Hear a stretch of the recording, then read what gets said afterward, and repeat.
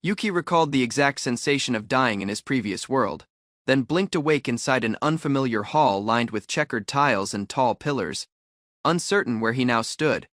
He wondered whether this strange place could be heaven, then noticed a glowing orb floating beside him and reached out to touch it curiously. A blinding surge of light and energy overwhelmed his body, forcing a pained scream as his surroundings twisted violently around him without warning. Wings suddenly sprouted from his back as a translucent status screen appeared before him, prompting him to tap it and check his new self. The display revealed his stats had shifted drastically, showing an absurdly low luck score paired with unusually high dexterity, confusing him about his transformation. Staring at his reflection, Yuki realized his race had changed entirely and accepted that he had truly been thrown into a different world. He understood clearly that his death in his old life had led directly to this rebirth as something called a demon lord. Demon lords, he learned, were simply rulers assigned to manage dungeons scattered across various regions throughout this unfamiliar and dangerous new world.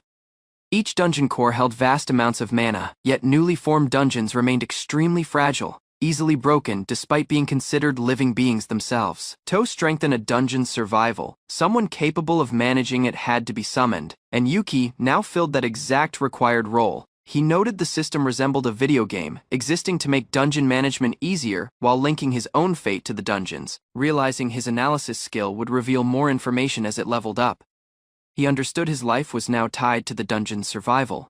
His language translation skill functioned exactly as its name suggested, while his item box capacity depended entirely on his current mana reserves. The Mana Eyes skill let him visualize magic fired by opponents, and he recognized it as a racial ability unique to his kind.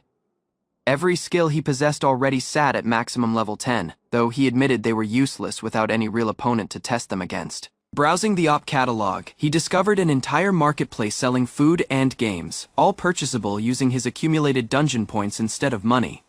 A gacha system inside the catalog let him summon monsters, offering another way to literally expand and strengthen his growing dungeon. Startled by his reflection, Yuki examined his new wings and one red eye, confirming his race had fully become an archdemon. Holding the glowing dungeon core in his palm, he vowed to protect it, admitting it had given him a second chance to live. He called the core his other heart, then the next day stretched out on the floor, adjusting to sleeping with wings. Yuki examined a slab of meat through his catalog screen, relieved that most necessities could simply be purchased using dungeon points instead of money. While munching on food, he admitted acquiring enough dungeon points remained his biggest problem, though trying the gacha system still excited him. He studied the listed methods for earning dungeon points, covering summoned monsters, defeated intruders, absorbed corpses, and natural regeneration based on dungeon size. Deciding to explore his surroundings, Yuki stepped outside and gazed across a strange landscape filled with floating islands and jagged stone spires. He wondered if he could someday fly across that vast sky, examining unfamiliar plants like exploding mushrooms and mana-rich medicinal herbs nearby. His peaceful exploration abruptly halted when an enormous, clearly powerful dragon appeared, looking capable of killing him without any real effort. The dragon accused him of trespassing into its territory, prompting Yuki to frantically raise his hands and suggest resolving things peacefully instead. Startled beyond words, Yuki reacted with pure shock upon realizing the massive dragon standing before him could actually speak fluently. Using his analyze skill, he discovered the dragon belonged to an ancient race and held the terrifyingly powerful class of Supreme Dragon. The dragon noted Yuki was a demon, and a possibly high-ranked one, while his own displayed status mockingly showed level 1. Forcing himself into unnatural composure, Yuki observed the dragon, recalling that extreme danger apparently made demons unusually calm under pressure. The dragon prepared to drive him away as an intruder, but Yuki interrupted, insisting they should negotiate some kind of deal first. Since Yuki couldn't defeat the dragon through strength, he refused to accept death easily and instead asked what it truly desired. Yuki produced a chocolate bar and the dragon reacted, smelling its sweetness and demanding what that strange treat actually was. Though the dragon denied being hungry, its obvious desperation revealed just how badly it truly wanted to taste that chocolate. After trying a bite, the dragon's eyes widened, overwhelmed by the unfamiliar and incredible flavor filling its mouth. The dragon praised the chocolate's texture and sweetness, declaring it far superior to honey and shocked such treats existed anywhere. Yuki proposed a deal, spare his life and leave him unharmed, and he would supply chocolate whenever the dragon wanted it. The dragon agreed, transforming into a horned girl, explaining that only Yuki could provide chocolate anywhere in this world.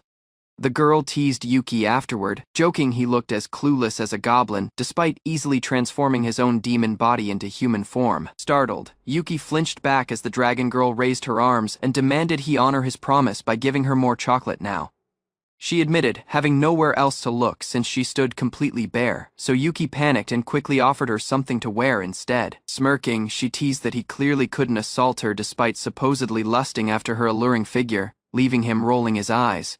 Once dressed properly, she asked why her borrowed shirt had large holes in the back, and Yuki explained they were for her tail. She revealed she'd only been born the day before without any parents, surprising Yuki about how recently demons like her could form. He learned that demons were normally born from magic stones called Maou, though nowadays many were born from actual parents instead. Munching happily on another chocolate bar, she declared she simply couldn't get enough of its rich, mellow sweetness filling her mouth.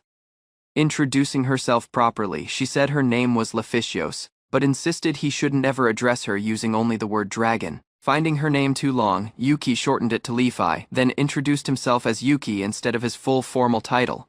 He mentioned that most demons he expected were arrogant and aggressive, admitting she was the first one to call him by name so casually. Lefi admitted meeting a strange demon willing to offer her a deal made her recent boredom-crushing dungeons feel worthwhile. Yuki confessed privately that he might have died from sheer boredom on his second day if her sweet tooth hadn't intervened. Spinning, Lefi announced she planned to live there permanently. Now, admitting the dungeon felt surprisingly nice and comfortable, she repeated her decision, insisting this place suited her far better than any other cave she previously considered. Lefi explained the dungeon felt much better than the caves she'd destroyed, and admitted she'd been wanting to change her old lair anyway. Yuki hesitated, urging her to reconsider staying a little longer before making such a hasty, permanent decision about moving in. With glistening eyes, Lefi insisted she truly couldn't hold back any longer, clearly set on staying inside his dungeon regardless. Yuki agreed, marking only the second day since his reincarnation as a demon lord, already gaining an unexpected roommate. Just like that, a strange cohabitation began, with a supreme dragon now freely freeloading inside his once quiet, empty dungeon. While Lefi slept nearby, Yuki opened his menu with fresh determination, eager to explore all the new possibilities awaiting him. He designated a nearby cave as his official dungeon area, watching the surrounding map shift as the transformation consumed his dungeon points. Realizing he lacked enough points to expand further, Yuki noticed the cave's atmosphere already feeling different, encouraging him to continue. He noted that trespassers entering his dungeon, including Lefi herself, were now boosting his dungeon point income considerably faster than before. Curious about summoning, Yuki opened the menu and decided to try creating the cheapest available monster listed in the catalog. A brilliant light burst forward, and once it faded, a small jiggling blue slime appeared before him, exciting him. Delighted by its round, wobbling body, Yuki poked and named his new companion Shi. Finding the creature unexpectedly adorable, checking its status, Yuki noticed Shi's luck stat oddly surpassed his own, then tried comforting it after spotting a nearby comment. Hugging an egg affectionately, Yuki wished for another child, only for a fearsome three-headed Cerberus to emerge nearby. Sensing an intruder deeper within the cave, Yuki tensed up, ready to confront whatever trespasser had wandered into his territory. Confident despite Shi's low level, Yuki encouraged his slime forward, insisting skill and effort could overcome any leveled opponent. The Cerberus brutally struck Shi flat, provoking Yuki's furious outburst as he charged forward to avenge his precious creature. Yuki delivered a powerful kick that sent the Cerberus flying, splattering blood violently across the surrounding cave walls. Standing amid the wreckage, Yuki realized he had unexpectedly leveled up significantly. Surprised his stats were far higher than assumed. Reviewing his status, Yuki noticed his luck remained unchanged, though he'd gained a new skill called martial art from the fight. He compared himself to Lefi's terrifying level and admitted his own stats, while decent, still couldn't rival hers whatsoever. Suddenly remembering Shi, Yuki abandoned his thoughts and rushed back through the cave, hoping his slime companion had survived. Relieved to find Shi still moving, Yuki thanked whatever regeneration skill had allowed his small companion to recover. Shi wiggled reassuringly, and Yuki insisted he alone should fight monsters, declaring pets deserved love instead of battle. Later, while Yuki examined his screen, Lefi poked Shi nearby, watching their strange little household continue forming together. Lefi approached and asked Yuki if he could teach her some magic, and he grinned, ready to learn the spells he had always dreamed about mastering himself. Yuki attempted to use magic for the initial hours but missed unexpectedly, surprising Leficios. Leficios saw Yuki's analysis ability and described why he emerged confused while checking his stats. She asked Yuki's practice of inspecting each creature's status meticulously. Yuki cautioned Leficios that she might face results, while Leficios requested for extra chocolate. Leficios gave Yuki object unknown, and he understood it was not chocolate. Leficios handed Yuki a pack of biscuits, stating he should remove the wrapping before eating. Leficios sampled the biscuits and was astonished by their kind and crunchy texture. Yuki inspected his statistics while Leficios resumed consuming, noting the cookies did not significantly improve his abilities. Motivated by the snack, Leficios readied to show Yuki some magic. Yuki faced the biscuits and concentrated, prepared to learn magic from Leficios. Leficios readied to show Yuki magic by initial allowing him feel the world's mana. Yuki gripped Leficios' palms, amazed by the sudden sensation of power flowing. Mana flowed through Yuki's form, distinct from dungeon mana, expanding him with power. Leficios verified Yuki could endure her mana securely, making sure he felt the energy properly. Yuki, astonished and tired, was motivated to test channeling the mana on his own. Leficios motivated Yuki to use his mana, showing the simple use of magic. She told Yuki to picture the following step and say her words carefully. Yuki pictured a faraway place and picked a flower in his mind as instructed. He properly formed an actual blossom with his magic, surprising himself with the result. Leficios described it was just in basic practice and readied Yuki for a stronger spell. Yuki concentrated on forming flames employing his mana, visualizing how it ignited from a spark. He properly made a flame and was delighted by the manage over his magic. Yuki tested more, imagining employing flames like a weapon, amazed by its potential. The mana flow grew breaking, and Leficios told him to adjust his power carefully. Yuki worked hard to oversee the flow, while Leficios told him that economy and control are key in magic. Leficios taught Yuki that the important to magic is the picture within his hair, not the chant itself. Yuki requested if he could craft magic above flames and flowers, while Leficios explained potential and elements. Leficios remarked Yuki's compatibility with ground and flames magic, promising to guide him safely. Yuki tried air and water magic, discovering tiny impact while experimenting with his abilities. He worked hard to manage water magic inventively, recognizing he needed a stronger imagination to improve. Yuki understood that imagining known devices assisted him visualize and control his water magic. He tested with making a hovering water dragon, liking the inventive challenge. Leficios requested what Yuki was doing, worried regarding his odd practice with magical water. She remarked that Yuki seemed to appreciate the procedure, likening it to earlier mistakes with the cookie wrapper. Leficios requested if she could test the same magic on herself, and Yuki motivated her to try it. Leficios was amazed as Yuki used magic while cleaning her hair, not what she anticipated. Yuki cautiously washed Leficios regardless of the sharp water, following her instructions precisely. Elsewhere, locals cautioned each other regarding someone entering the haunted forest, showing danger in the area. They discussed the danger of going into the woods, fearing death if they failed. The locals remarked the old dragons waking, realizing the forest now held an even greater threat. A small child rushed through the woods, panting as villagers shouted in alarm at her presence. Her face revealed resolve and haste, showing the danger and tension in the haunted forest. Yuki readied the home before departing, telling Leficios to watch over it carefully, while ensuring the food he left would not be eaten all at once. He inspected the dungeon entry one last hours, verifying the area was secure, and Leficios was ready to assist she in maintaining order. Leficios grew captivated with a tiny game machine, spending time exploring its mechanics while Yuki reflected on the simplicity of his summoning choice. Yuki watched the nearby woods, noting the absence of animals or intruders, which made dungeon management and gathering DP points challenging. He chose to enlarge the dungeon outside, charting the new territory and planning its growth for future adventures with his companions. Yuki inspected the dungeon interface, planning to enlarge employing DP from Leficios, making sure traps and summons were prepared efficiently. He pictured later options, picturing a great castle beyond the dungeon, smiling at the potential growth and adventure ahead. While visiting the woods, Yuki detected a close being, quickly using his stealth and enemy search skills to avoid danger. He trained ability records cautiously, learning new martial arts and magic abilities, preparing himself for future dungeon challenges. Watching his statistics in the DP catalog, Yuki counted the ideal ways to train safely, considering the threats nearby.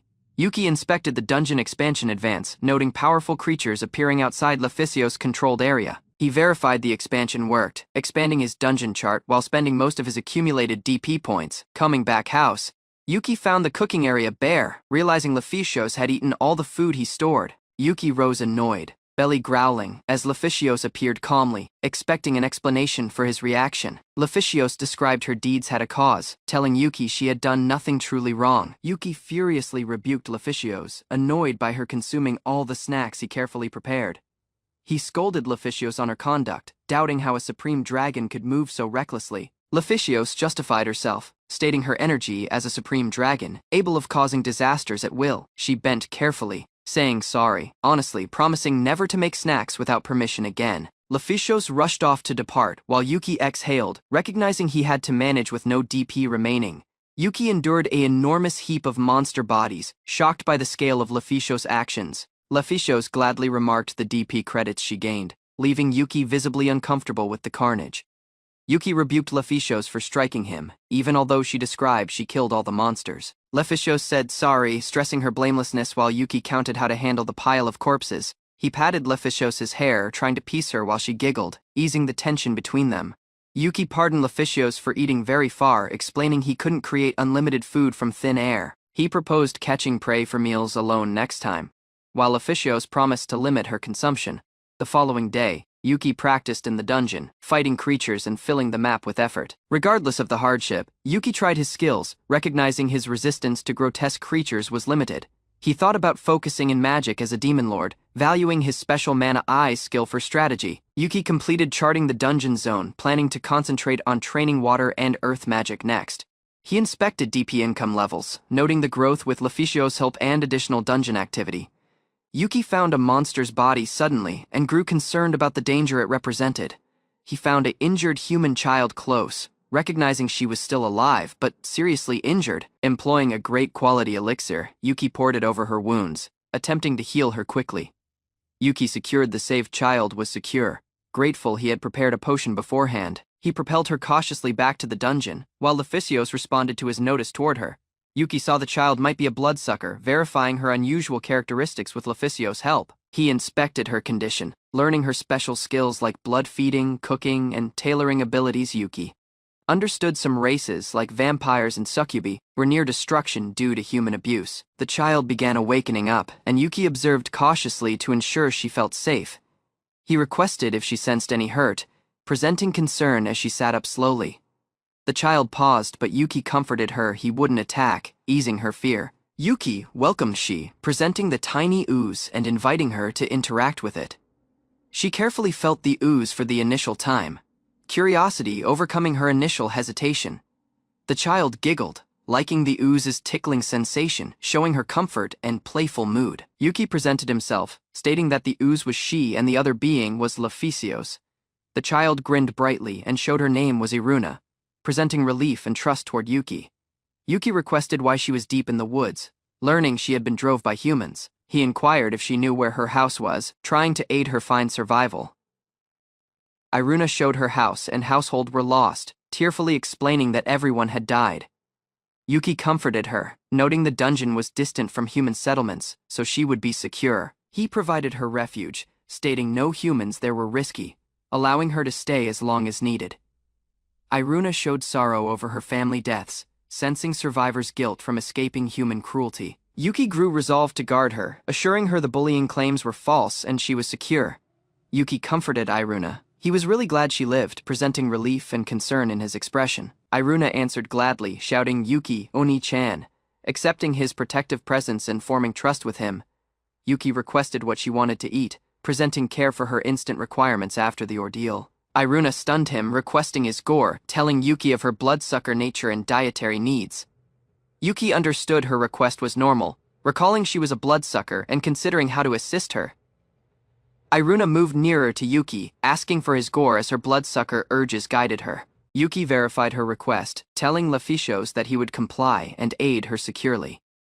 Iruna bit Yuki cautiously, taking just sufficient to ease her appetite without harming him. Yuki responded to the odd sensing, amazed but remaining calm as he supported her. Iruna resumed taking softly, and Yuki understood this was a natural part of her vampire needs. Yuki attempted to mentally prepare, convincing himself he could manage Iruna's bloodsucker attack without panic. Leficios showed worry over the circumstance but permitted Yuki to proceed.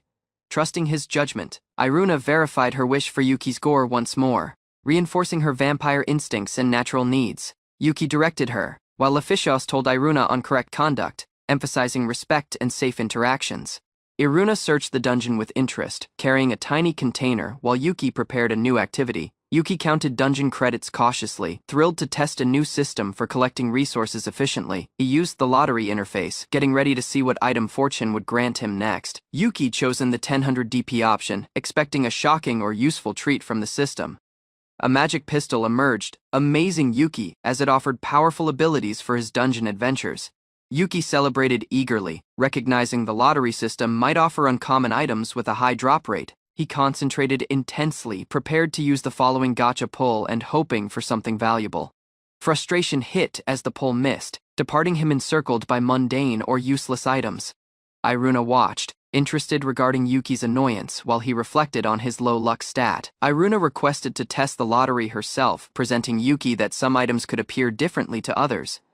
Iruna excitedly requested Yuki for a turn to test the gacha, her excitement visible in her smile. Yuki directed her hand as she used the option, presenting her how the system functioned carefully. Fenrir, the enormous beast, emerged abruptly, startling Yuki as its presence filled the room. Iruna met the soft being lacking fear, marveling at its size and gentle demeanor. The party watched Fenrir calmly playing with Iruna, while Yuki explained her appraisal skill clearly. Yuki requested regarding Fenrir's power, watching the massive wolf with cautious curiosity.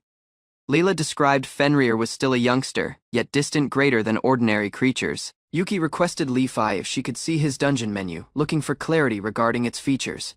Iruna mounted Fenrir softly, discovering she could play securely with the young beast. Layla described that Iruna's skill to see certain things came from being part of Yuki's household. Yuki responded with shock, trying to grasp the purpose of marriage in Iruna's explanation. Iruna explained that for vampires, sharing gore was akin to a wedding ritual. Yuki freaked, annoyed he wasn't told earlier, overwhelmed by the revelation of the ritual. Iruna joked with Yuki regarding his reactions, while he attempted to reject any excitement or misunderstanding. Yuki exhaled, deciding to ignore the matter for now, as Iruna drove the dragon off. Yuki inspected the magic pistol cautiously, getting ready to test its capabilities using his mana. He shot the pistol carefully, wondering if his technique and accuracy were accurate enough.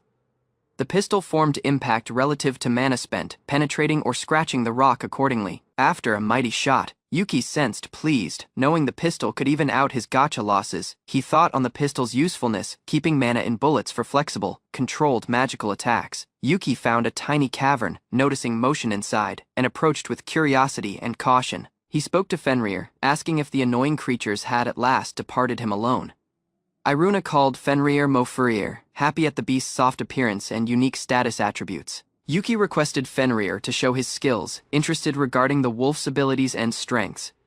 Fenrir readied to display his special skills, impressing Yuki with his mighty magical capabilities. Yuki observed in wonder as Fenrir used his special skill, moving at incredible supersonic speed. Fenrir demonstrated form change and link manage abilities, astonishing Yuki with the wolf's versatile powers. Yuki commended Fenrir, happy at the beast's power, agility, and magical versatility in combat. Yuki concentrated, thinking of an idea, and summoned out to Fenrir, getting ready a new test. Fenrir reached the thrown item mid-space with precision, proving his skill and trustworthiness to Yuki. Fenrir propelled the disc with power, breathing and walking back toward Yuki, full of enthusiasm. Yuki tossed a second item, seeing Fenrir leap and catch it effortlessly, enjoying the interaction.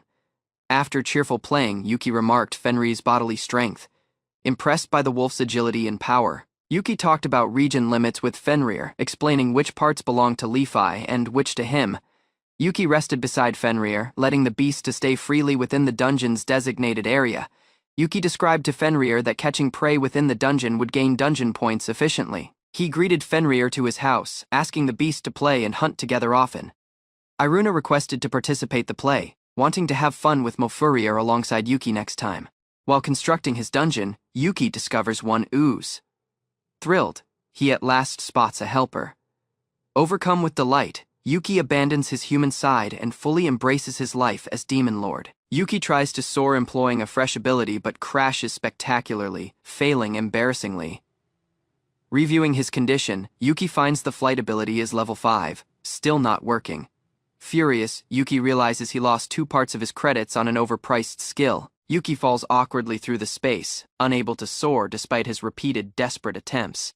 He kneels before the Supreme Dragon, begging help to at last fly through the open skies.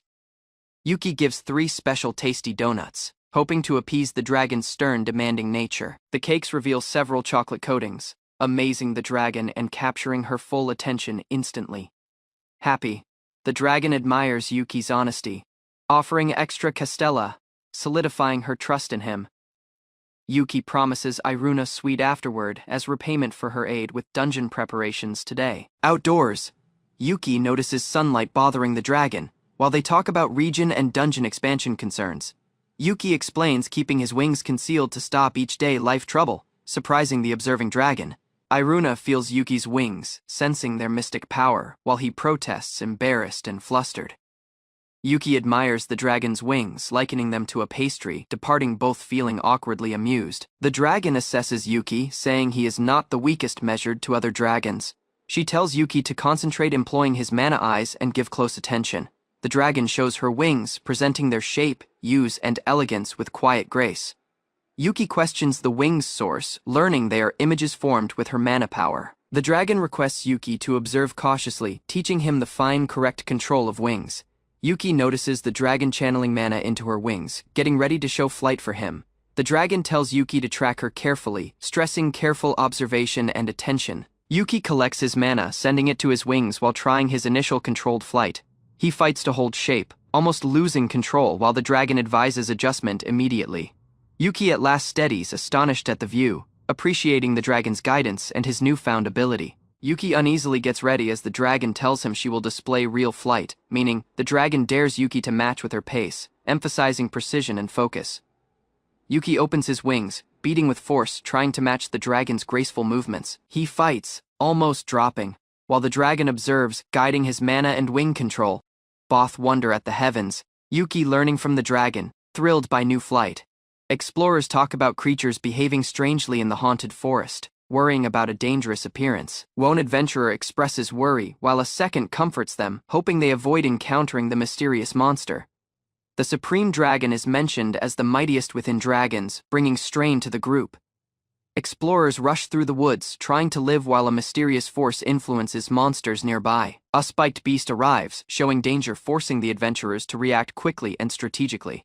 Explorers face the spiked beast, realizing the danger is beyond their normal capabilities.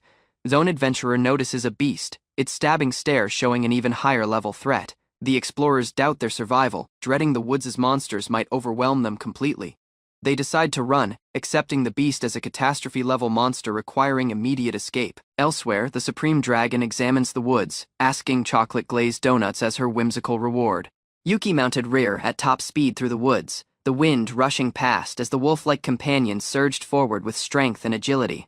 He concentrated on the chase, grinning as he readied for the day's challenge, using his flight skill to scout the area efficiently. A spiked beast emerged in the far side, and Yuki readied his strategy, calculating the best way to approach the prey.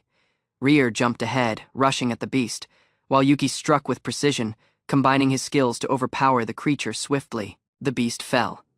Yuki inspected his gear, noting several weapons were broken, but he remained satisfied, reflecting that hunting this way was surprisingly easy.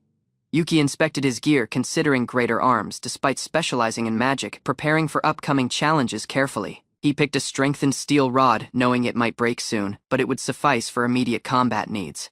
Abruptly, an enormous horde of huge insects appeared, forcing Yuki to react quickly as danger surrounded him. He readied to flee on rear, estimating flight pace and positioning to stay ahead of the relentless attackers. Calling his magic, Yuki created an enormous water dragon, unleashing a powerful attack to defend against the swarm. Yuki dodged jets of corrosive liquid from attacking ants, struggling to guard himself while staying on Ritsu's back. The horde grew, and Yuki understood his magic energy alone would not be enough to handle so many attackers. He stretched into his storage box, a place that preserved objects by freezing time, searching for a solution. Yuki threw monster meat to divert the ants, granting himself place and buying time to plan the next move. The ants stopped, intrigued by the meat, letting Yuki to consider quietly and reconsider his strategy for survival. Yuki prepared himself and summoned Rear, getting ready to step as planned toward his next task in the castle. He thought about several arms, thinking his great dexterity might help, while scanning options like spears, bows, and swords. Yuki concentrated on a large sword considering its size and durability, knowing it might not last long. Iruna met happily, asking regarding his ideas, as Yuki reviewed the skill section for a creative solution. He grinned boldly at Iruna, stating he planned to be a creative demon lord, ready to experiment. Yuki inspected his statistics and resolved that if no arm existed, he would create one himself using his skills. He boldly remarked his fresh name, Supreme Dragon's Master, surprising Iruna and others with his accomplishments. Yuki checked the arm crafting ability, understanding that material quality, imagination, and mana capacity were key to success. He joined magic enhancement with arm skills, targeting for a perfect synergy between magic and crafted arms. Beginning tiny, Yuki changed a chunk of iron into a knife, ready to pour in mana and test it. Yuki used the arm crafting ability, melting the iron and shaping it with focused mana control. Iruna observed as Yuki properly changed the metal, commenting on how mushy and pliable it became under his skill. Yuki made a pointed metal knife, noting that dexterity influenced the final weapon's precision and quality. He gripped the completed weapon boldly, while Iruna examined its craftsmanship and magical enhancement properties. Yuki intended to improve the knife more, giving it a double-edge and teardrop-like streamlined design for magic affinity. Yuki completed forming the arm, building it into a unique teardrop-like design, ready for testing. Iruna inspected the fresh arm carefully, asking for an explanation while Yuki demonstrated its handling. He gave a breath of comfort, glad that no costly material had been wasted during testing. Yuki remembered the material from the huge rhino beetle, considering its magical potential for enhancing the weapon. He concentrated intently, telling himself to focus and keep the procedure simple while pouring mana into the crafted weapon. Yuki concentrated on ease, forming a double-edged arm with proper weight and sharpness, avoiding unnecessary complexity. The final weapon formed as a lovely floral greatsword, astonishing both Yuki and Iruna with its design. Yuki responded uneasily as Iruna praised the blade, calling it a lovely flower with magical aura. He felt concerned about the substance being unique, while Iruna trembled, impressed by the weapon's extraordinary quality. Iruna giggled happily at the cute arm, while Yuki protested, exasperated by her playful reaction and enthusiasm. Yuki bickered jokingly with the Supreme Dragon, discussing the name and teasing her about preferences and cutesy behavior. She observed the arguing between Yuki and Iruna, deciding to go have fun elsewhere while the others quarreled. Several days afterward, Iruna gladly appreciated Yuki for a meal, showing her normal, human-like behavior when not drinking blood. She showed delight in taking Yuki's gore, feeling lucky and delighted by the experience. Iruna rushed outdoors to have fun, with Yuki shouting after her, reminding her to stay safe and return before dark. Evening came, but Iruna did not come back to the dungeon, leaving Yuki shocked and worried, pondering what had happened to the sweet little girl. Iruna went gone from the dungeon, departing. Yuki and the others felt concerned. Yuki detected object odd and remained alert on his throne, listening carefully. Ria reported following human smells and a wagon departing the forest, indicating danger. Yuki concluded Iruna had been taken by a traitor, not an ordinary monster. Yuki Lefai and Ri readied to track the smell at the nearest human settlement. Yuki requested Lefai to join him, getting ready for the risky mission ahead. Lefai accepted. Accepting Iruna had become part of their spread household. They watched an enormous assembly of dragons collecting, signaling a powerful confrontation. Lefai intended to frighten the humans and recover Iruna, employing the dragon's support. Yuki and Lefai decided to move jointly, resolved to rescue their little sister. Iruna awoke up within a tiny cell, confused and scared by her surroundings. She saw other prisoners close, recognizing she was in a human holding area. The guards accepted she was living and remembered she had lost her parents. One of the men struck Iruna, accusing her for creating problems in their group. They menaced her more, planning to trade her to perverted nobles for profit. Iruna faced her circumstance quietly, believing Yuki to protect her despite the danger. She thought on Yuki's warmth, recognizing he sensed warm and reliable like family. Iruna trusted that Yuki and Lefai would come to save her from imprisonment. Resolved, she asked to the ground entity for strength to escape her cage. The ground entity answered, opening the collar and cage, giving Iruna hope to act. Iruna asked the Nightfall entity to prepare her invisible to avoid her captors. She intended to stay concealed in the cell till Yuki and Lefai could arrive. Iruna decided to rescue the other prisoners and stay brave, despite fear. Elsewhere, an urgent watchful stretched the dungeon, signaling monsters approaching the forest. The dungeon residents readied to protect toward the incoming monsters, readying for battle. Dungeon leaders recognized the approaching creatures as a group of adult dragons. They instructed all troops and residents to prepare and free immediately. Leaders concentrated on securely evacuating the town to evade casualties. Yuki and Lefi met the town, recognizing the risk the dragons posed. Lefi cautioned Yuki to move cautiously, making sure Iruna's safety during the rescue. Dungeon bowmen shot at the approaching dragons, trying to slow their advance. Yuki saw Rie traveling carefully, prepared to track Iruna's scent. Yuki ordered Rie to find Iruna, obeying her path through the town. Within the dungeon, all ready to free the captives quickly and carefully. Iruna began moving throughout the ground, traveling towards safety while remaining hidden. Iruna endured her guards boldly as they menaced and mistreated her. Yuki met a sealed entrance, prepared to confront whoever held Iruna. Within, the prisoners rushed, getting free from their restraints to escape. The men within were stunned and uncertain who was creating the chaos. Yuki, Lefi, and the others readied to step in, moving into the constructing. Yuki searched the zone, annoyed that he couldn't instantly see Iruna. Foes identified him as a danger and instructed their forces to attack. Yuki's rage surged as he decided not to let the criminals survive, preparing for confrontation. Yuki endured an angry enemy carrying a sword, dodging the first strike. The man swung recklessly, yelling, but Yuki stayed peace. Two onlookers stiffened in shock, watching as Yuki easily countered. Their terror became as they understood their companion had fallen. He moved with accuracy, striking once more. Gore sprayed throughout the ground while enemies tried to retaliate, but failed. The floor trembled as a second foe collapsed under Yuki's swift attack. His control could not be denied. Yuki stared down the last attacker, who lunged in panic, but Yuki's manage ended the fight completely. Yuki endured the enormous Fenrir, Rie emerging fiercely. The monster charged, departing scratches throughout the floor. Enfo saw Yuki's manage over Rie. He ordered his partners to take the circumstance immediately. Rieker paused, feeling risk. The stone device moved ahead, its magic disrupting the monster's speed effectively. Yuki soothed Rie, making sure the Fenrir was safe. Bond between them became clearly greater. Yuki examined the disruption stone, recognizing its ability to manipulate monster movement inside the haunted forest. Yuki faced a party of human foes, checking their stats and abilities. They readied for an unbreaking clash. Yuki grinned boldly, knowing his power distance exceeded theirs. The man predicted their strikes easily. The foes attempted to planning to outnumber him with numbers. Yuki stayed peace and readied. Yuki hit the space, forming mighty waves that pushed back his attackers, demonstrating clear dominance. Yuki mocked their frailty, saying even insects would be stronger. The foes understood beat was near. Yuki requested Rie to locate Iruna's position. The Fenrir smelled around, but Gore puzzled its tracking. The area was covered with wreckage. Yuki thought about doubting the captives, but understood it would take too long. He chose to face the Lord of the Estate straight, heading through the hallway with determination. Yuki trapped a frightened man, asking Iruna's location, his sword piercing the floor in warning. Cries rang through the estate as Yuki used his advantage, forcing all resistance into panic and chaos. The frightened man confessed he didn't know Iruna's position. Yuki's blade used him more. Yuki thought on Iruna's wit, recognizing she had fled even when previously captured by enemies. Backup reached a difficulty Yuki, but he stayed composed, preparing for another confrontation. Yuki tracked the path of gore and ruin, searching relentlessly for Iruna throughout the mansion. Iruna rushed desperately through the roads, thinking of her family and looking for safety from capture. Iruna held her partner firmly, teardrops streaming, as the mansion and village burned violently around them. Iruna begged desperately for survival, asking her companion to escape while holding on to hope and courage.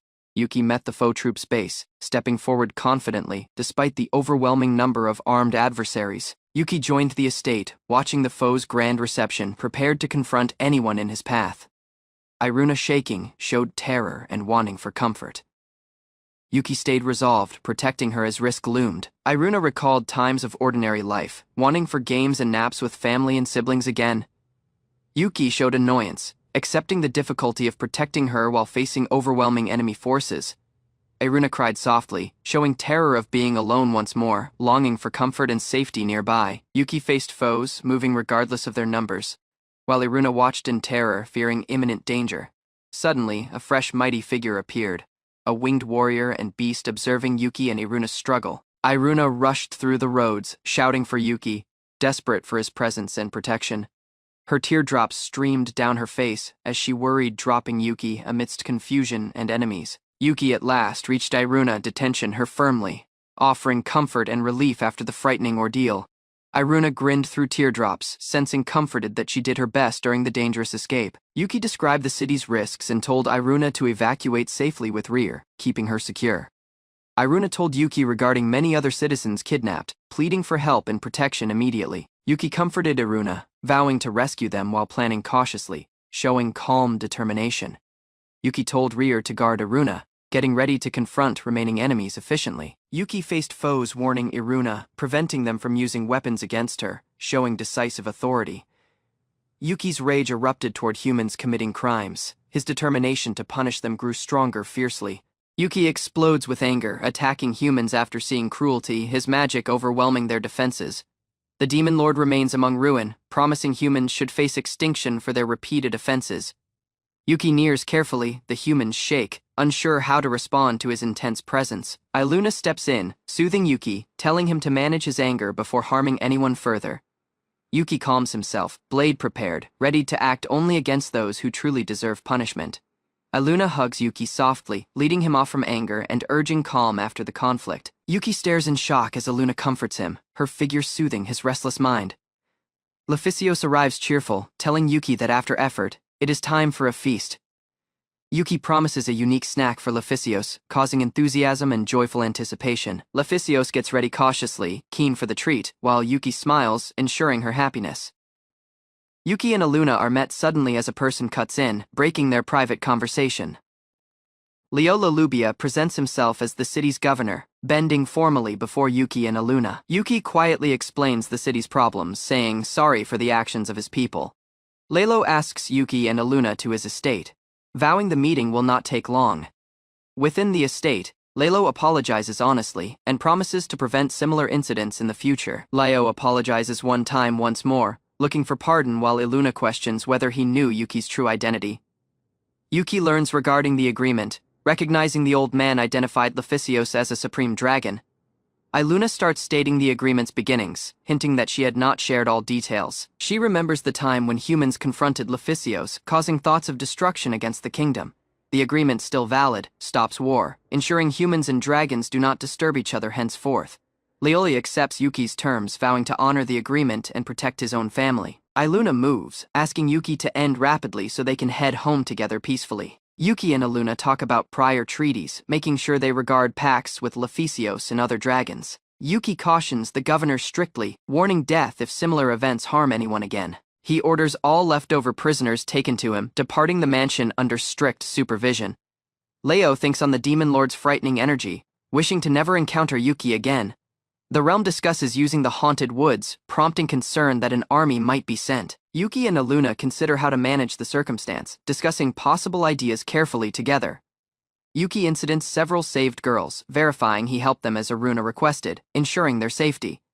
He inquires regarding their houses, learning many were taken while working, seeking a solution for them. Yuki explains that all seems to have a house, while Iruna notes his special magic. Iruna suggests a easy answer, asking Leficios to aid lead the rescued girls home. The dragons carry the girls securely, obeying Yuki's orders back to their own homes. Those lacking a house are permitted to remain, ensuring all rescued girls are cared for. The girls express thanks, and Yuki and Iruna gesture as all leaves under the night sky. Two girls stay behind, Layla and Aluin, presenting alone and giving their names and races. They express thanks to Yuki and Iruna, offering to work for and help him gladly.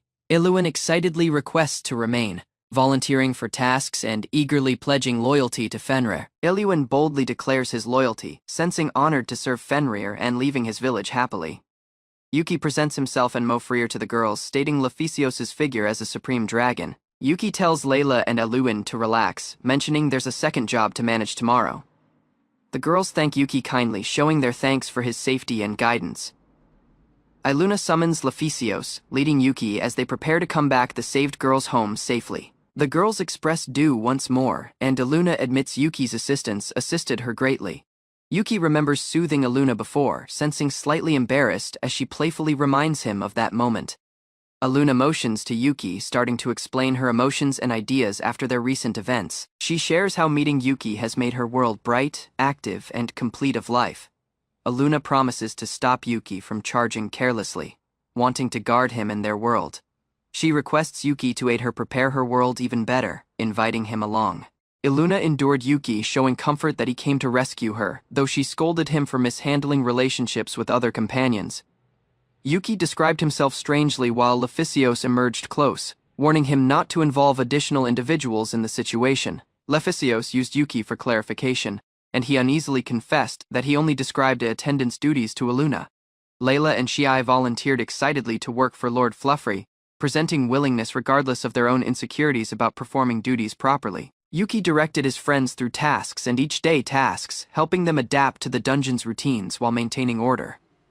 Yuki requested Layla regarding demon lords, interested how humans view their leaders. While Layla described the differences from human perspective, Layla explained that demon lords are thought about creatures whose bodies are reforged by labyrinths, shocking Yuki with this special insight. Layla used a goblin example to display how Ying's abilities change, and Yuki accepted her deep understanding of dungeon mechanics. Yuki searched the dungeon's fresh prairie ground, amazed by its open space and the possibilities for expanding his realm. Thrown above the prairie, Yuki wondered at the dungeon's huge system and heavens, appreciating the dungeon's complexity and freedom. Yuki intended to enhance the prairie by bringing a river, mountains, and sakura branches, improving the dungeon's scenery. He chose to place a traditional Japanese ryokan, cautiously designing facts to prepare the new area more comfortable. After finishing, Yuki rested in the bath, sensing satisfaction from forming the dungeon and imagining giving it with everyone. Aluna reached suddenly, causing Yuki to pause and acknowledge her figure. Surprised by her timing, Aluna requested Yuki to wash her hair, joining him in the bath, and he gladly accepted, continuing his care for his friends. Yuki proposed having a picnic at the prairie with all, presenting the idea to Aluna during the bath. Aluna eagerly requested what a picnic was, while Yuki described it involved consuming and playing under the open sky. Leficios emerged suddenly, asking if she could participate Yuki and Aluna in the bath. Yuki freaked briefly, uncertain how to react to Lefi's presence and question, feeling flustered. Aluna comforted Yuki, stating she only wished him to wash her hair, reducing the strain and leaving him relieved. Layla rested in the bath while Yuki concentrated on clearing his thought, getting ready to care for his companions. He washed Leficios' hair, sensing nervous but concentrating on making the moment pleasant for her. Leficios grinned, joking with Yuki softly regarding his effort while ensuring he was not overexerted. Yuki grew nervous by Leficios' cheerful comments regarding her childlike appearance, struggling to respond appropriately. Elsewhere, Aluna rebuked Yuki and Leficios for staying very long, telling them to avoid catching colds while in the bath. Yuki, Aluna, and Leficios rested in the hot springs, liking the warmth and calm atmosphere jointly. Yuki requested Lefi regarding how citizens receive titles, interested about the system beyond the dungeon world. Leficios described that titles are gave based on major incidents and the decision of an unseen watcher or deity. Yuki asked whether any gods really remain, thinking on the explanations from Lefi and religious texts. The party viewed Yuki's condition screen, showing his name, One Who Judges, and its effects on stats and sin detection. Yuki requested Leficios regarding his titles, interested regarding the significance of Supreme Dragon among his other accolades. Leficios described that he could conceal his statistics and titles at will, making only the Supreme Dragon name visible. Yuki understood that Aluna might additionally have concealed skills or titles, while Lefi giggled, noting that others could match his strength in the future. Leficios predicted Yuki's long lifespan, suggesting he could stay several thousand years under correct terms. She resumed, stating that mystic demons like Yuki could live without sustenance, and even severed limbs could regrow over time. Yuki responded with shock as Leficios described that he could stay indefinitely sustained by magical particles unless slain. Leficios measured her longevity to dragons, describing how her form adapts to mystic particles, making sure a long life. She told Yuki that as long as he stayed by her nature, he did not sense bored, no matter how long he lived. Aluna, tired from the bath, dozed off while Yuki felt concerned about her sudden drowsiness. Yuki, sensing sleepy himself, attempted to encourage Aluna to remain awake a bit longer before bedtime, making sure she rested safely. Yuki unwillingly assisted Aluna get dressed while she was told to rush and not take too long. Yuki thought on Lefi's strict training, noting how tiring it could be, and praised the evening heavens with the others. She requested Yuki why he remained behind, and Yuki told her of her condition as a horned sheep demon. Layla described the traditions of her clan, stressing its interest, and the uniqueness of Yuki as their lord. She accepted Yuki's intellect, showing that she handed up faith of freedom once she became a slave, highlighting his leadership. Layla proposed employing the opportunity to observe the labyrinth and study extra about the Demon Lord race, emphasizing its value. She objected, declining to reveal anything to Yuki, while Layla described her wish to see the Lord and labyrinth in natural states. Layla shifted the topic to She, asking regarding her clan and beginnings, giving knowledge regarding the werewolf subspecies. She freaked when Layla mentioned the rumors regarding her past, felt concerned that secrets would be showed. Layla comforted She, understanding her wish to keep her status concealed and showing respect for her privacy. She thought on how being a chief's daughter sensed odd, showing her embarrassment about expectations. Layla comforted She, telling her that she is adorable and reducing her insecurities with a comforting, supportive smile. As the evening finished, Yuki and the friends chose to go to bed, preparing for their tasks the next day. Yuki walked throughout Wide Place, leading Leficios, Aluna, Layla, and Fluffrear. They readied for a picnic, thrilled, cheerful, and lively together. He and Iluna raced down one grassy slope on a sleigh. Air rushed past them, laughter rang, pace thrilling, delight shared freely.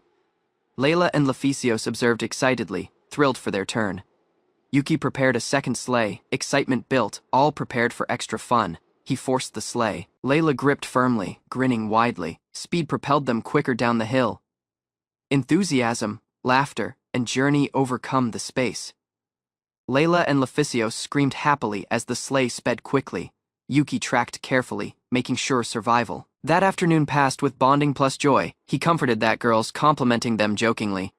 Layla and Leficios giggled, liking the ride's pace. Joy and enthusiasm overcome the sunny afternoon. He propelled Leficios on his back. She observed, amazed. The party resumed playing energetically, giving happy moments, trust, and carefree laughter together. She insisted, Yuki continue pushing that sleigh. Leficios grinned, joining the cheerful difficulty. That air rushed past them as pace increased rapidly. That sleigh flew recklessly, carrying Yuki and Leficios. They rolled briefly, hovering momentarily. Enthusiasm, thrill, and laughter rang throughout the field eagerly. She and Leficios experienced mystic air boosts. He attempted to keep manage. They came securely, tired and laughing, bonding in play and friendship. He and Leficios completed the mystic course. Leficios giggled boldly, no longer frightened. He grinned, pleased with her advance. She and Liu searched the picnic meals. She presented meals made from uncommon rockbird meat. All inspected the odd ingredients cautiously. Yuki described the manner of the meals. That party thought about its taste and uniqueness. That landscape around them stayed calm and wide. Yuki showed he had additionally readied sweet. Leficios and the others turned notice to the kind treats, thrilled for the finishing touch. She and Liu commended the candy. Yuki observed gladly as all liked the picnic. The party revealed laughter and satisfaction jointly. He saw Liu behaving nervous, addressing Lefi as the supreme dragon. Lefi rose quietly, liking treats, while the others watched, intrigued by the unusual formality. He described to Liu that Lefi was an old dragon. Liu's eyes widened in shock, unable to believe such a mighty being emerged so normal. Liu watched Lefi's cheerful and carefree conduct, recognizing that even a supreme dragon could be clumsy over snacks. Lefi's companions comforted him not to doubt her. She and Layla talked about the past, recognizing Lefi's superiority over other dragons. Her influence had always been obvious. Although missed by Liu, a close monster softly thought on Liu's ignorance, thinking he had been very flustered before to notice Lefi's true status among dragons. Yuki listened as Liu proposed his sibling might additionally be involved. A lively child offered playing badminton jointly after their meal. The small child showed joy, feeling amazed to be pampered by both Yuki, the Demon Lord, and Lefi, the Supreme Dragon, without reservation. He confessed he was the weakest within the dungeon's leaders. Liu joined the child in a game of badminton, bringing power to the party. They readied to have fun badminton employing a stick with a net, while Iruna volunteered to show the rules. The scene shifted to the faraway Alicia realm, a mighty realm known for device development and influence over neighboring lands. King Reed Gloria Alicia rose on his throne, resolutely forbidding any action regarding the dungeon, asserting his influence over the realm. Prince Ryuto Gloria Alicia confronted the choice, insisting that their realm's honor requested an immediate response to the dungeon's intrusion. The king described the damage caused by the dungeon was low, and that complete approval to intervene would not be granted. Prince Ryuto emphasized the importance of the country's dignity and normal materials, pressing for firm action regardless of the king's warnings. King Reed strictly issued a royal decree commanding the prince not to move, stressing the unseen dangers and limits of the kingdom's artifacts. Prince Ryuto walked determinedly through the fortress, accepting the royal decree but still sensing conflicted regarding the dungeon's intrusion. He and his partners talked about an idea to move despite the king's order, believing the country's future depended on decisive action. Ryuto summoned for troops to be assembled instantly, readying the kingdom for a potential offensive operation. Elsewhere, Yuki and Li-Fi were watching a strategic chart, noticing sudden changes that made Yuki tense and watchful. Yuki and Li-Fi understood that fresh invaders had joined the dungeon, prompting concern about their intentions and potential threat. The invaders carefully moved through the woods, their objective unseen, while Yuki prepared defenses in anticipation of confrontation. Leficio saw an enormous power nearby the dungeon. Yuki inspected his records and counted almost 500 troops were advancing. Though their gear seemed weak, Leficio's readied to face them instantly. Yuki requested for her patience, showing he had a planning to test and requested her support if it failed. Yuki concentrated on his idea, showing Leficios to bond him. He moved deliberately, prepared to warn the invaders rather than strike carelessly. The troops camped close, oblivious of Yuki's method. Darkness came as he watched them softly from the branches. He saw their artifacts could weaken creatures. Confident in his abilities, he advanced undetected, relying on his concealment ability to guard the dungeon. Yuki met a tent softly, noticing a person traveling inside. He moved nearer, watchful to any trace of intrusion. A soldier noticed him and stiffened, amazed by Yuki's sudden arrival. Yuki stayed peace, watching the man cautiously. Yuki showed his figure fully, projecting influence. The soldier identified the danger and lifted no objections. He requested if this man led the party. The soldier rejected it, admitting he was not in command. He told him to inform the actual leader exactly. He secured the message would be obvious, lacking escalating war. Yuki faced the soldier strictly at the tent entry, presenting no intent to listen to excuses. He announced the zone his region, threat that anyone staying would face deadly consequences. The soldier, amazed, requested why Yuki handed them a threat first. Yuki described eliminating invaders was annoying and extra coming back to the dungeon. Yuki remarked that many of the moving forces refused to retreat despite reports. Leficios watched softly close. Leficios asked Yuki's peace come back. He described he simply went to warn the foe, making sure the circumstance remained under control. Leficios remained anxiously, annoyed that Yuki came back quietly, instead of staying alert. Yuki revealed Leficios the intruder details on his interface, stating he had granted her entry to observe. He checked the dungeon's defensive systems, planning to trial snares on the troops who had entered their territory. The dungeon deployed monitoring golems, transmitting visual details regarding the invaders' motions to Yuki for precise control. Elsewhere, the troops saw the sunrise, oblivious of the traps and surveillance around them, leaving them vulnerable to Yuki's strategy. The troops freaked, recognizing they were encircled. Yuki had prepared the dungeon guards cleverly. Confusion erupted as spiders emerged and fires extended, confusing the troops further. The troops called conflicting orders, unable to grasp the sudden dangers around them. She watched that scene, identifying the effect as a hallucination caused by Yuki's dungeon magic. The hallucination tree, Rauschgift Baum, breathed mana, projecting images that made the troops perceive foes everywhere, leaving them completely disoriented. He described that hallucination tree trap to Leficios. Their powerful mana made them resistant to its impact. They talked about the troops' chances, accepting that mere snares wouldn't fully defeat them, though. Yuki remained confident. Yuki referenced his ongoing board game with Leficios, likening planning and foresight to the circumstance at hand. The troops responded to the thinning mana, panicking as images and environmental snares disoriented them. Vines and dungeon obstacles ensnared the invaders, departing them struggling and more proving Yuki's clever use of dungeon functions. A party of explorers joined the woods, carrying an artifact meant to weaken monsters. They freaked as they understood the device had uncertain effects and sought a safe place to escape. Abruptly, that floor beneath them turned into a scorching swamp. The explorers worked hard to step as heat and bubbling mud made them into chaos.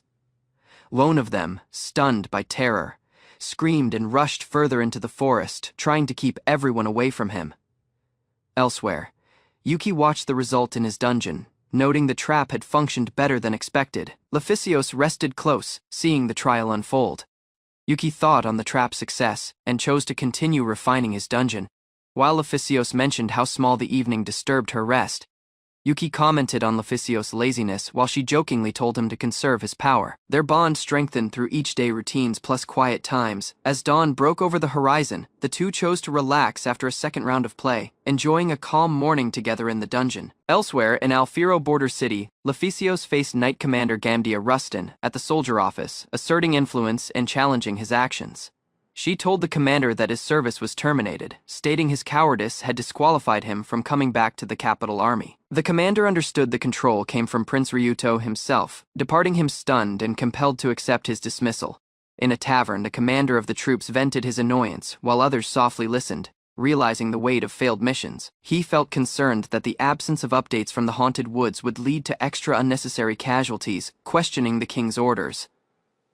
A second soldier described his himself dismissal after fleeing a risky monster, emphasizing the risks and blind greed driving the mission. The commander was stunned to hear that Ryuto, the lay governor, had intervened, while advisors attempted to calm the situation and plan ahead. Outdoors, fine plots began to shape, entwining emotions and strategies as fresh plans quietly set into motion. He and Aluna set out for one daybreak stroll. The sunlight shone through the branches as both sensed the peace of the forest. Fluffy yawned and trailed behind them, his enormous scale making motion slower. While Leficios adjusted her hat and kept watch, the party moved further into the forest. Yuki gripped Aluna's hand while leading Fluffer on a leash, making sure all stayed together. She commented on the difficulty of use Fluffer. He grinned, allowing her know her turn would come soon. Aluna giggled, noting how running even one Fluffer was tricky, and Yuki accepted, liking the simple outing with his companions. The man gripped Aluna's hand as they walked. She seemed interested, doubting the rules of allowing Fluffer enjoy a proper stroll. Leficios thought about the circumstance cautiously. She told all that companions should have place to move freely, reflecting on Fluffer's past independence. The man motivated Fluffer to go to his favorite spot. The girl cheered, happy to see him step with ease. Yuki comforted Leficios that Fluffer was smart and would not cause hurt, even if he became very excited. Leficios seemed back, captivated by the peace woods and the care Yuki revealed for his companions, appreciating the peaceful moment. He, Aluna, and Leficios resumed their stroll. Aluna excitedly tracked Fluffer's lead, aiming out the direction he proposed. Leficios praised the huge cloud and an enormous tree, amazed by the natural wonders around them. They walked beneath the huge tree, discussing its age and the old woods that had remained for generations. A huge blossom reached Aluna's notice. Yuki cautioned them to remain back while they wondered at its scale. Fluffer, interested and cheerful, met the blossom, causing a small scare as its massive petals moved toward them, creating a moment of tension and excitement. Yuki, Aluna, Leficios, and Fluffer met a fresh part of the woods, interested about what lay ahead. They found a peaceful lake encircled by branches, its surface shimmering under the sunlight.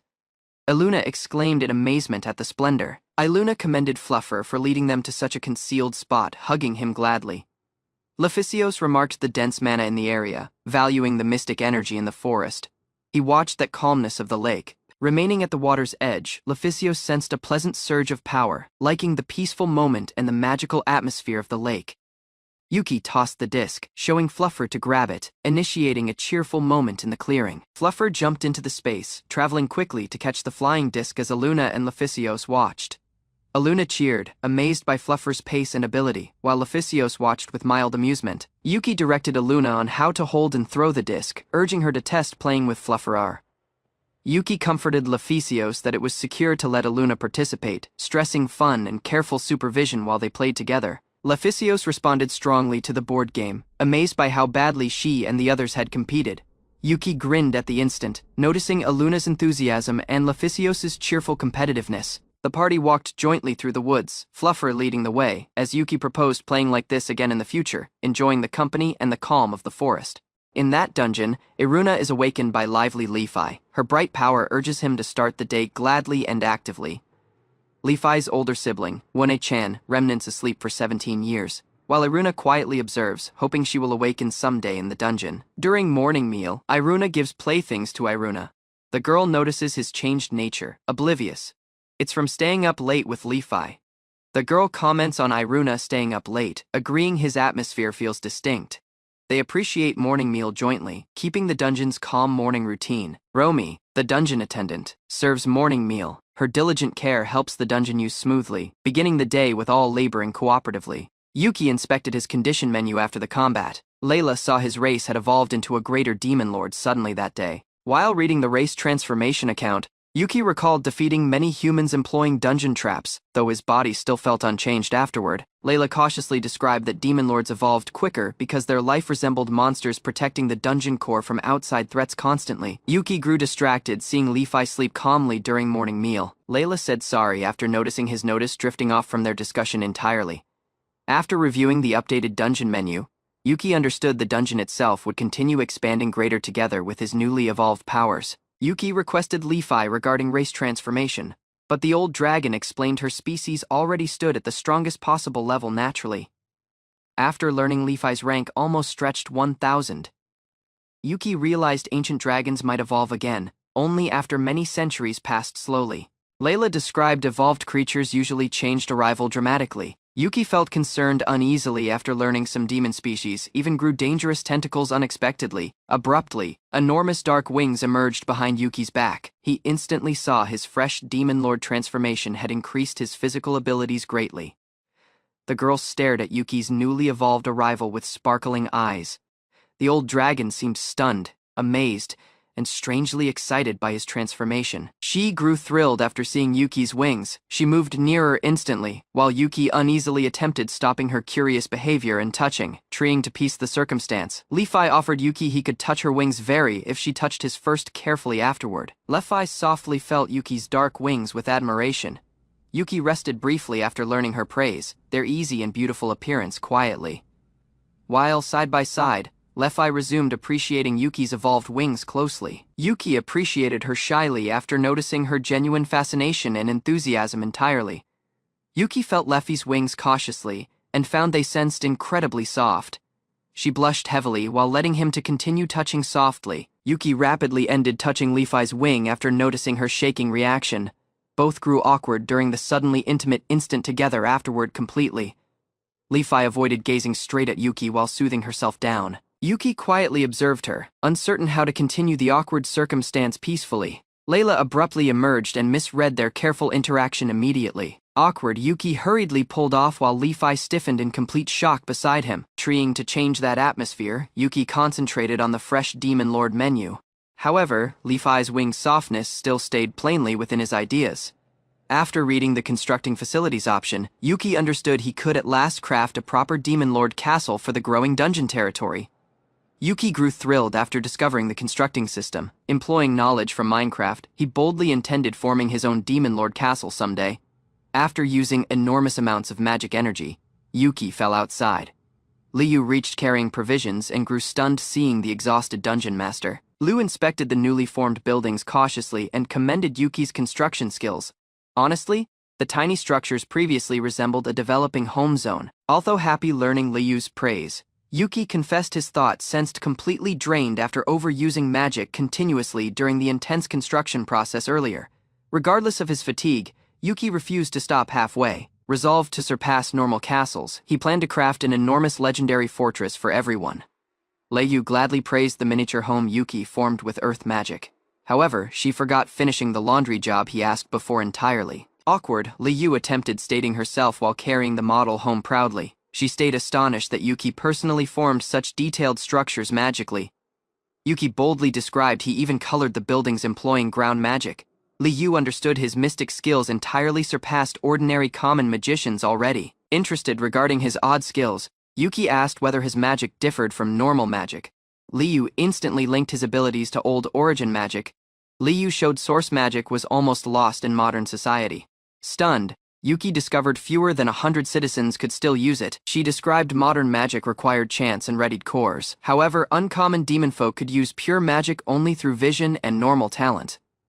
After learning Liu's account, Yuki at last grasped demons possessed magic naturally from birth unlike humans, who needed years of difficult magical training. Recognizing how small he grasped regarding the world, Yuki considered traveling outside the dungeon someday to learn more useful knowledge personally. Afterward, Yuki met Li-Fi while she sat comfortably. Amazed by his grave expression, Li-Fi instantly listened cautiously to his important request afterward. Yuki requested Li-Fi regarding increasing mystic energy beyond leveling up.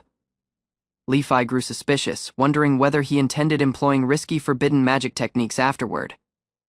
Li-Fi described Yuki could growth mystic amount by completely exhausting his mana repeatedly. She additionally proposed training water magic manage simultaneously for quicker growth. After learning Li-Fi's advice, Yuki grinned gratefully and appreciated her. Honestly, Li-Fi softly gripped his hand while sensing pleased helping him personally today. Li-Fi observed Yuki kindly after their talk finished. Seeing his honest thanks made her suddenly happy and deeply attached to him later. Completely. Several days afterward, Yuki quietly watched Li-Fi sleeping calmly again. Stunned awake, Li-Fi instantly asked his odd behavior inside the quiet room nervously, while Li-Fi stretched sleepily on that bed. Yuki stared quietly with grave concentration. His odd expression made Li-Fi increasingly puzzled and uneasy later. Suddenly, soon later, Yuki emerged wearing Nightfall demon armor boldly. Resolved to find fresh inspiration, he joined in fully fresh stage of experimentation and creativity. Yuki boldly readied a second odd creation inside the dungeon while Li-Fi listened carefully beside him. He called his latest creation boldly. The magic used instantly, and Li-Fi's MK.2 emerged before them. The huge statue floated boldly while smoke covered the entire chamber. Yuki resumed forming extra Li-Fi's versions lacking stopping.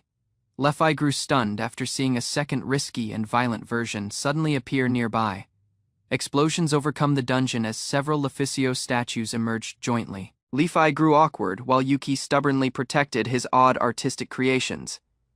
After tiring alone with confusion and explosions, Yuki and Li-Fi softly rested together outside. Both slowly forgot that original cause behind all things. Several days afterward, Yuki boldly announced that all preparations within the dungeon were at last complete. He boldly showed a second ambitious mystic project. Li-Fi and the others observed Yuki cautiously while discussing his odd conduct. Regardless of worries, all stayed curious about his mysterious grand creation. Yuki drank mystic recovery potions continuously while concentrating on keeping the fortress. She remained beside him cautiously as his magic weakened rapidly. Yuki used the constructing facilities with resolve, creating the enormous magical structure to appear. The dungeon trembled fiercely from breaking mystic energy. The fortress resumed eating Yuki's magic quicker than expected. Li-Fi rapidly supported him while he desperately maintained the fortress's unstable vision. The immense fortress at last emerged from the overwhelming magic. All observed quietly while the floor continued shaking from Yuki's completed creation. He and that others stared upward in complete shock after seeing the gigantic fortress. Even Li-Fi seemed amazed by that unbelievable size. Bright sunlight showed the completed fortress plainly. Enormous walls, towers, and bridges encircled the structure, making it resemble a real demon lord fortress. Yuki fell deeply after tiring almost all his magic power. Elsewhere, Li-Fi gladly praised the fortress far beyond everyone's expectations. The party eagerly talked about their fresh home while admiring the castle together. Although unfinished within, Yuki properly formed their immense dream residence. After some hours, all began settling within the immense castle. Yuki understood the living areas stayed difficult to locate and organize correctly. The party searched distinct sections of the fortress while preparing basic necessities. Elsewhere, Yuki softly sat after tiring himself creating the structure. Yuki grew depressed after noticing the huge fortress stayed mostly unused. The immense place sensed distant too large for their small group. Although felt concerned about the fortress's impractical scale, Yuki convinced himself it still represented an important dream and protected the dungeon from enemies. Li-Fi reassured Yuki by complimenting the fortress's splendor and magnificence. She sincerely confessed the structure was vast, yet still carefully impressive. While resting within the fortress, Yuki abruptly saw Li-Fi approaching closely beside him. Her surprising deeds instantly made him nervous and puzzled. Li-Fi rose beside Yuki comfortably while joking with his awkward reaction. She softly remained near him, wanting him to relax after laboring tirelessly. Yuki thought on his calm life within the dungeon. Because of Li-Fi and all else, his each-day life grew enjoyable and meaningful. Yuki understood Li-Fi was trying to encourage him after his before frustration. Li-Fi quietly stayed beside her partner with mild affection and help. Li-Fi softly reassured Yuki by staying careful and pampering him kindly. Her affectionate deeds at last assisted Yuki forget his worries regarding the castle. Li-Fi softly remained beside Yuki and reassured him kindly. Yuki at last rested after learning Li-Fi promised to always help his strange ideas. She grew jealous after seeing Li-Fi resting carefully beside Yuki. Soon, the others additionally assembled around him within the immense castle hall. Outdoors, the gigantic fortress remained boldly under the bright sky. The completed structure at last grew the symbol of Yuki's expanding dungeon realm. Distant off, several aristocrats quietly discussed military problems and growing political danger.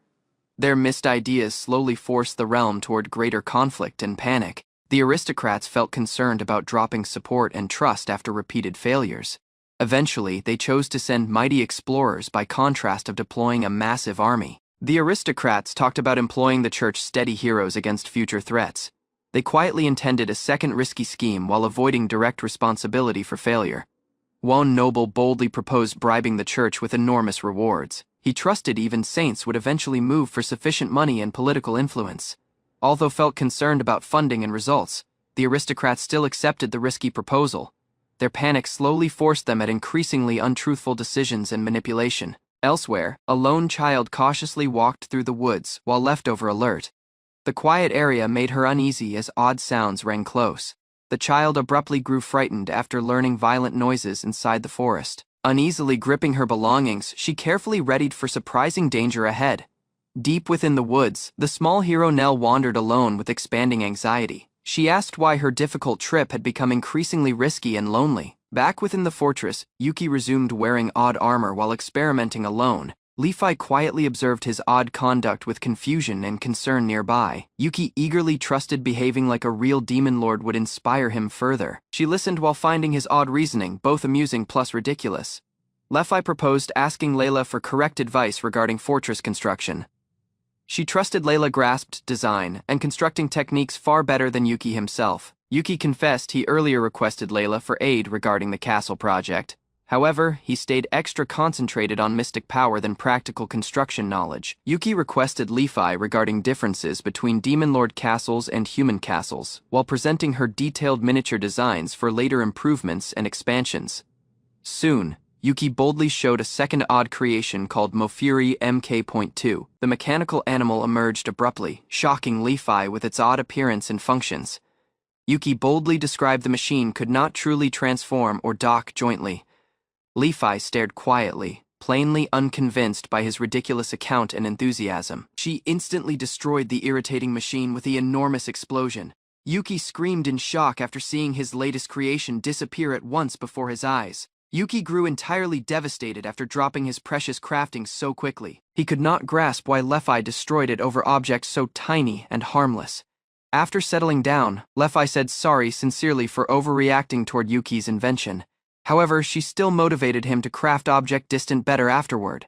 Yuki inspected the fortress decorations while noting the power and condition of heroes in this world. He was interested regarding their skills and the dares they might pose. Raising the window, Yuki spotted the monster girls assembled outdoors for refreshments. Layla, Aluna, and she emerged peace, oblivious of the possible danger approaching their home. He described that a hero had reached. The monster girls showed interest and care, getting ready themselves to avoid confrontation while observing closely. She emphasized heroes were mighty plus merciless. The girls understood the need to regard their power and move carefully within the castle. Yuki advised care, but permitted the girls to remain outdoors. They nodded, understanding his help, and braced for that hero's eventual method. Lephisios joined a nightfall cavern feeling the dungeon's power. She stopped, recognizing the figure of a demon lord within. Yuki offered a summary of the risks, stating the creature's strength and the supreme dragon's territory. Lephisios absorbed each detail, getting ready for what lay forward. Walking cautiously, Lephisios searched the dungeons inside. She inspected the walls and gates, mindful of snares or concealed guards. Lephisios's pulse accelerated as she endured unseen dangers. She stayed watchful, fully aware of the dungeon's questions and possible dangers. At last, the fortress emerged forward. Lephisios wondered at its grandeur, understanding the size of the Demon Lord's territory and its formidable energy. He grinned broadly, proud of that reaction his fortress inspired. Layla saw and jokingly pulled his cheek, doubting his enthusiasm. Layla requested if Yuki intended to hurt the visiting child. He comforted her, presenting no intention of killing anyone within his territory. She thought about the visitor's age and blamelessness. She chose not to move fiercely, reasoning that it would be inappropriate to hurt someone so young. Lephisios joined the fortress carefully. Yuki described that the fortress's guards would automatically guard against any threat, ensuring safety. As Lephisios searched, she detected no creatures. She wondered if the guards were actual or just Yuki's vision, left over alert despite the calm. Leficios endured the training dummies in the fortress corridor, sweeping her blade while testing her skills. Each blow hit with power, forming loud sounds that rang. The girl stopped, amazed. No hostility was detected, departing her puzzled regarding the aggressive strike she had just witnessed. Leficios walked more along the corridor, noticing the known layout of the corridor. It seemed same regardless of her motions, making her sense disoriented. The swords and dummies responded abruptly, traveling on there himself. Leficios understood the fortress's guards were valid, responding automatically to intruders. Stunned by the surprising confusion, Leficios worked hard to comprehend what was happening. Her tracking skills missed to locate any living figure among the animated defenses. She screamed in shock as a sudden monster emerged, catching her off guard. He observed, entertained by her reactions to the trap ongoing, departing Leficios tired and bewildered. He giggled, noting how it mimicked the sensing of a demon lord in a game. 3 Wraith girls, Rady, Rui, and Ro, emerged, each with special mystic skills. Leficios watched them cautiously, getting ready for any surprising attacks. Yuki described the fortress's haunted estate mode properly concealed the wraiths. He praised the system's effectiveness and the cheerful confusion it caused. The monster girls joked with Yuki, who giggled at the circumstance. Leficios stayed watchful, understanding the fortress's defense system was both clever and uncertain. Leficios crouched toward the wall, weeping softly after the ongoing traps overwhelmed her. The fortress's guards proved uncertain and stressful. He plus Aluna saw her distress. Aluna instantly provided to aid, while Yuki observed carefully, unsure how best to intervene. She resumed weeping as she walked down the corridor. Yuki attempted to reassure her, accepting her terror and fatigue from the automated traps. Stunned by sudden motion, Leficios stiffened. She was stunned by both terror and confusion, uncertain what was actual in the haunted castle. Yuki summoned out, trying to peace her. Leficios freaked, mistaking him for a ghost, illustrating the effectiveness and intensity of the fortress's haunted estate mode. The girl shook as 3 miniature wraith girls floated above her. The fortress's magic formed an eerie yet cheerful atmosphere. He comforted her, telling the wraith girls to step along. Leficios saw the creatures obeyed his orders, recognizing his control over the castle's defenses. Assembly bravery. Leficios presented herself as the hero Nell. She lifted her blade carefully, trying to assert her figure. Yuki quietly described that his deeds were not hostile. Leficios' shock turned to confusion as she processed that circumstance. He told her to peace down and resume her tasks.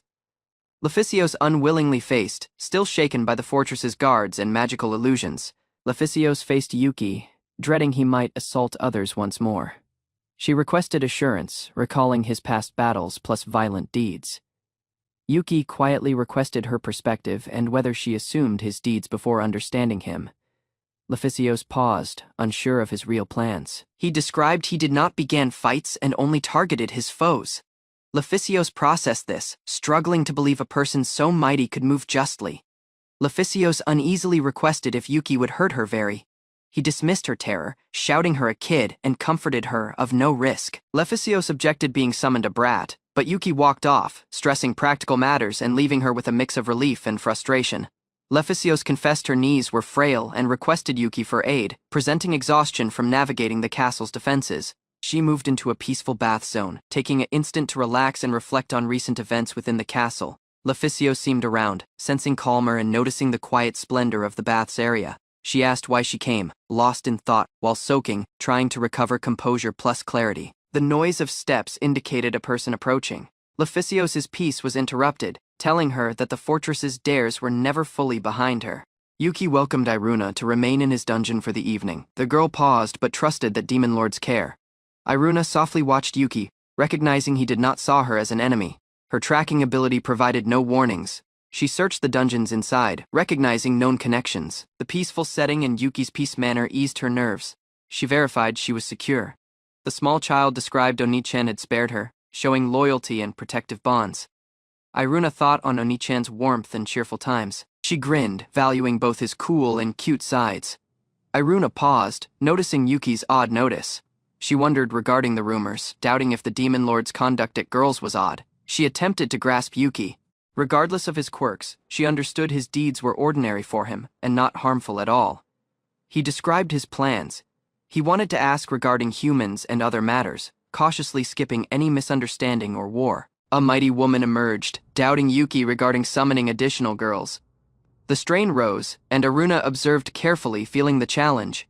Yuki explained the circumstance, proving blamelessness. Iruna saw the hero's bravery and Yuki's composure, sensing comfort and bond in both. The man assisted Iruna after her bath. Lalela and the attendant secured her clothes were prepared, all readied for the following day. The man insisted on hosting that visiting hero. The woman objected, but he strictly maintained that the hero would remain securely with him.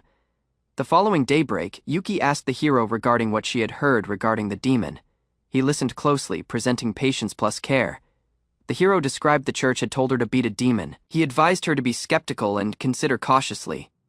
The hero verified the church's purpose, not the military. Yuki remarked the origin and intended to manage the situation wisely. Iruna showed worry regarding the hero's idea to confront a powerful figure. Yuki described that outcomes depended on later deeds. Yuki comforted her, saying he would guard his peace. Iruna understood his resolve and sense of duty at others. He thought that he only retaliates when struck. Iruna saw his peace manner, uncertain of the full truth yet. That hero appreciated Yuki's hospitality, accepting that the girls acted from their himself beliefs. Morning meal and warmth showed his nature. The hero asked her purpose, recognizing she tracked others' orders blindly. She doubted her purpose, wondering if she really deserved to be summoned a hero. She saw Yuki seem distracted at that table. She requested if object was on his thought, feeling curiosity and caution. She asked Yuki regarding rumors regarding his conduct. Yuki was stunned and rejected any such history, stating his true intentions. Iruna used more, asking if he handled all girls like Iruna. Yuki explained that she was like a small sibling to him. He thought on Lefi, noting she was distinct from Iruna. He described that he handled each individual based on their character. Iruna grinned softly, admitting she required to see his deeds firsthand to understand. She understood Yuki's honesty and guarding manner plainly. Yuki considered the origin of the intrusion. He thought about the military and church, analyzing the motives behind the hero's deeds. The man understood that orders likely came from individuals with influence. Yuki chose it was extra efficient to ask the hero straight. Yuki reached at the city eagerly, keen to continue his investigation. He lifted his weapons, showing his readiness to discover. She cautioned that hero to be careful of Yuki's exuberant personality. Iruna observed uneasily, watching Yuki's uncertain energy.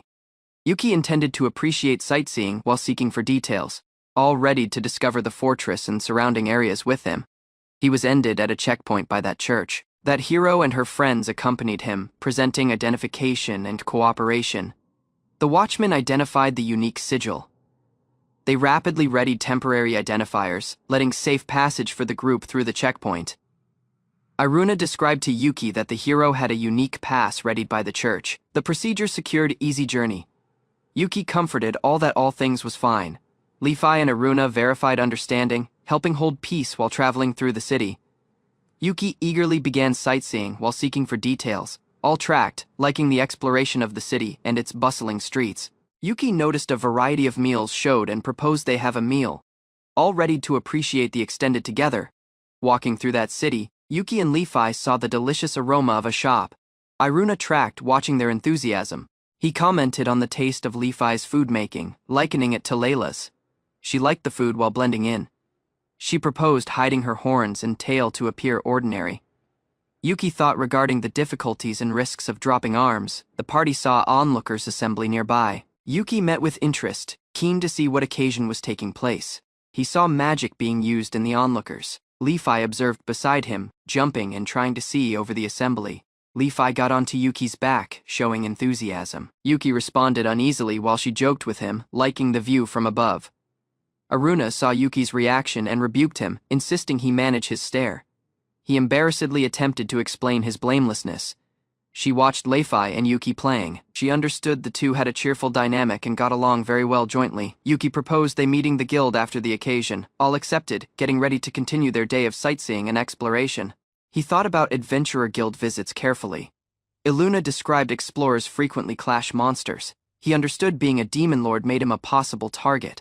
Lefi described explorers additionally served as bodyguards or herb gatherers. Many didn't strike other species, granting Yuki careful reassurance about interactions. Walking through the roads, Yuki, Iluna, and Lefi saw past explorers attacking mistakenly.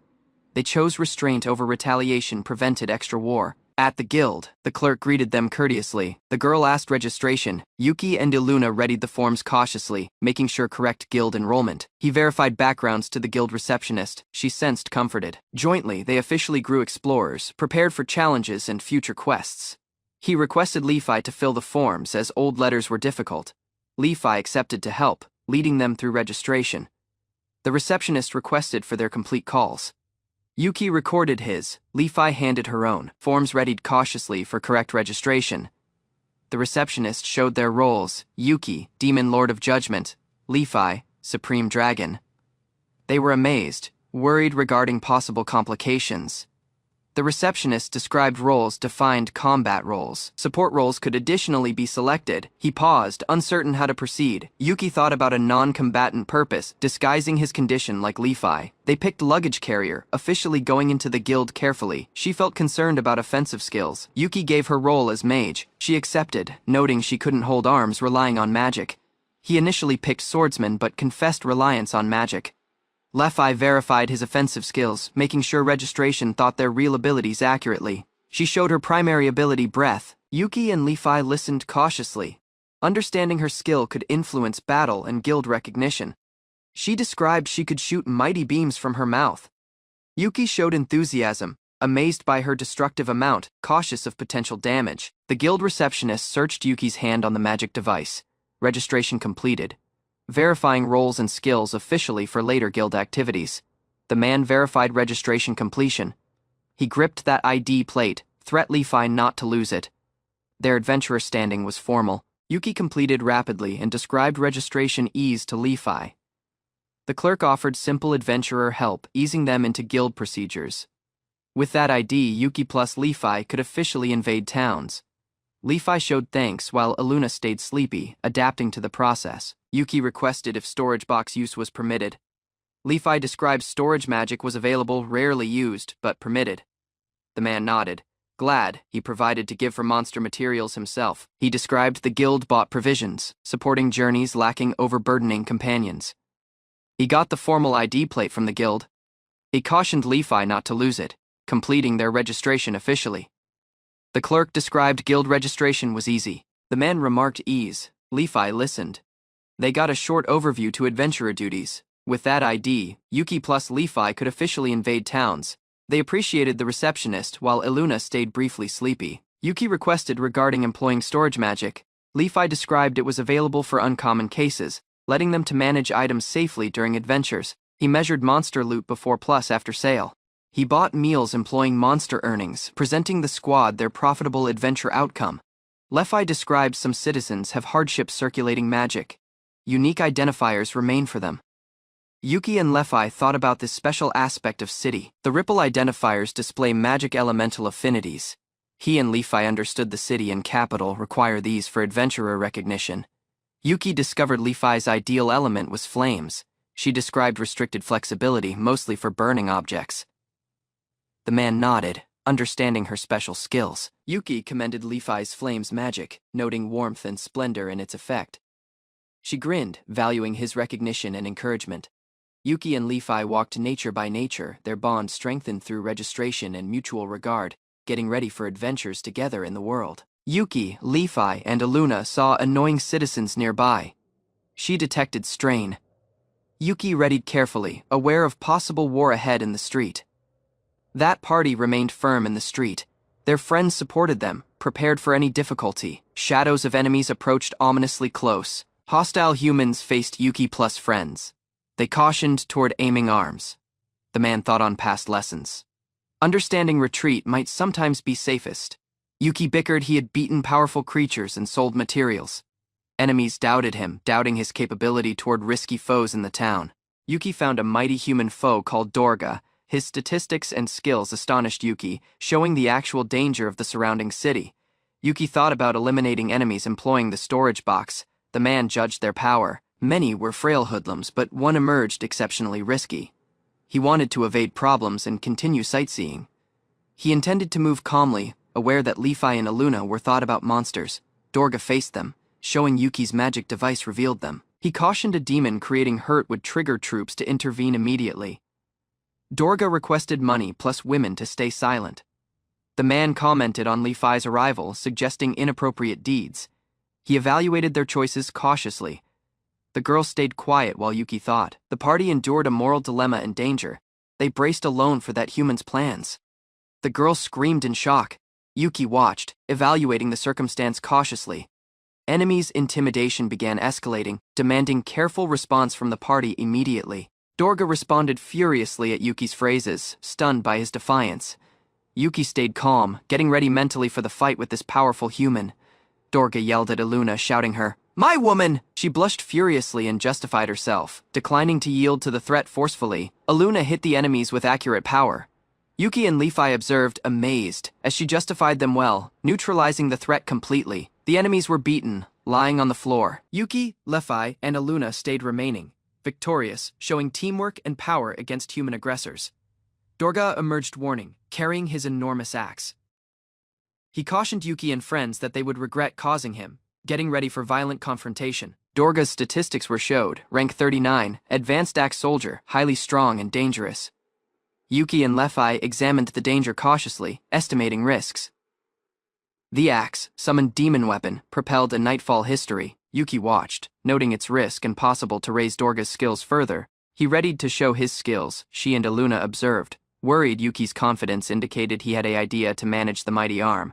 Nell inspected the enormous magic weapon gripped by the older warrior. The arm radiated enormous energy, distant beyond anything she had seen before. Demon Lord Yuki emerged abruptly, one confident smile on his face. He readied to reveal an arm concealed up his sleeve, shocking Nell and the others. Yuki lifted the massive fortress destroyer, its jet-black exterior gleaming. Its scale and balance astonished all, dwarfing conventional magic swords. The old fighter swung his blade with power, trial Yuki's new weapon. The weapon's bodily might was unmatched, designed for power alone. Yuki lunged at the fighter, showing that sheer energy outweighed magic enhancements. The clash rang through the roads as ability encountered raw strength. Yuki swung the enormous fortress destroyer toward the older fighter's weapon. Sparks flew as that two arms clashed, each blow shaking the cobblestone street. The fighter counterattacked with a heavy axe, driving Yuki to change his stance. He relied purely on power and accuracy, disregarding mystic enhancements. Their arms collided repeatedly, forming a persistent barrage. Both fighters strained under the collision, showing raw energy and stamina toward each other. He saw smoke rising around the area. A sudden distraction covered that street, providing a turn to shift planning. That smoke extended, concealing Yuki from his enemy. He stayed watchful, prepared to blow while remaining unseen, turning the fight in his favor. The older fighter struck strongly, calling at Yuki. Smoke and dust swirled around them as that combat grew. Yuki's gaze shone with energy. He concentrated on the flow of the foe's strikes, expecting every move with precision. Employing his magic eyes, Yuki predicted the fighter's blow. His fortress destroyer pierced the enemy's guards easily. That old fighter came back, stunned. Yuki stayed peace, to tension his enormous sword without any strain. Nell and the other friends observed softly. Yuki turned at them, his combat completed, presenting his strength and control over the fight. Yuki cautioned his friends of his possible berserk status. He asked restraint if he lost manage during combat. She and the others observed carefully. Yuki met the nightfall arm, knowing its risk, while maintaining focus and calm. He rose softly, to tension the arm. Shadows and mystic power swirled around him, the blade resonating with his energy. The negative emotions from downed foes encircled him. Phrases of hate, sorrow, and hurt rang, trying to enter his mind. He shut out the voices, asserting manage over the blade. He claimed superiority, presenting he was master of the area and the arm. Yuki lifted the nightfall arm, calling that only he could wield it. His resolve radiated outside, overpowering all negative affects. Nell inspected the arm, planning to reforge it afterward into objects stronger, showing careful attention to Yuki's tools. Nell requested if Yuki was safe within. He comforted her, presenting his manage over emotions and his energy in battle. A second partner verified that Yuki was unaffected by curses or mystic influence. Peace came back as the strain calmed. Nell joked with Yuki regarding his rage. Yuki grinned, briefly awkward, showing the battle's end and a calm resolution among the group. Yuki emerged awkward after talking out, glancing at the partner beside him. The party accepted his phrases with quiet affirmation. He said sorry for his statement, stating his intent had been to reassure his friends during the clash. Nell felt Yuki's face softly, telling him not to apologize and presenting that his phrases had made her genuinely happy. Yuki seemed nervous, suggesting they step on. The friends walked jointly, giving a easier, calm moment after the battle. That party resumed down the street. The town buildings approached overhead, showing the end of the fight and the return to daily life. Town watchmen emerged, calling orders. They requested obedience, warning to snack Yuki and his friends as rebels if they refused. Nell, Yuki, and the others remained quietly, amazed by the sudden fight. They judged the circumstance, readied for whatever action might be needed.